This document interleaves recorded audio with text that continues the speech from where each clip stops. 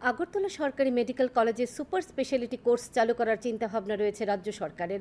পাশাপাশি মেডিকেলে আসন সংখ্যা আরও বাড়ানোর জন্য সরকার উদ্যোগ নিয়েছে। আজ আগরতলার প্রজ্ঞাভবনে মেডিকেল অফিসার পদে ৪৫ জনের হাতে অফার প্রদান অনুষ্ঠানে একথা বলেন মুখ্যমন্ত্রী ডাক্তার মানিক সাহা। তিনি নতুন নিয়োগপ্রাপ্ত চিকিৎসকদের দক্ষতা বৃদ্ধি করার উপরও জোর দেন। অনুষ্ঠানে স্বাস্থ্য সচিব কিরণ গিত্তে, স্বাস্থ্য ও পরিবার কল্যাণ দপ্তরের অতিরিক্ত সচিব রাজীব দত্ত প্রমুখ বক্তব্য রাখেন।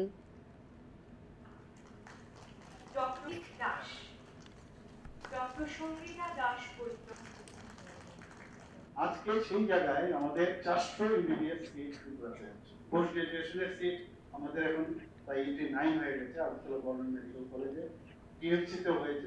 আস্তে আস্তে করে আমাদের এখানে আমি চেষ্টা করছি, আমি সেক্রেটারি মহোদয়ের সাথে কথা বলি যাতে এখানে সুপার স্পেশালিটিও আমরা স্টার্ট করবো। আগ্রহী করতে হবে না, গভর্নমেন্ট মেডিকেল কলেজে যে সিটের সংখ্যা সেটাকে 100-এর মতো আমরা বাড়ানোর জন্য মোরাললেস সেরকম একটা ইঙ্গিত আমরা পেয়েছি। শুধু ডাক্তার না, ডাক্তারের সাথে যে আদার যে স্টাফ আছে তাদেরকেও আমরা কিন্তু অ্যাপয়েন্টমেন্ট দিচ্ছি, তাদেরকেও অফার দিচ্ছি, যাতে শুধু ডাক্তারের একার পক্ষে কিন্তু একটা স্বাস্থ্য ব্যবস্থা কোনো অবশ্যই চালানো যাবে।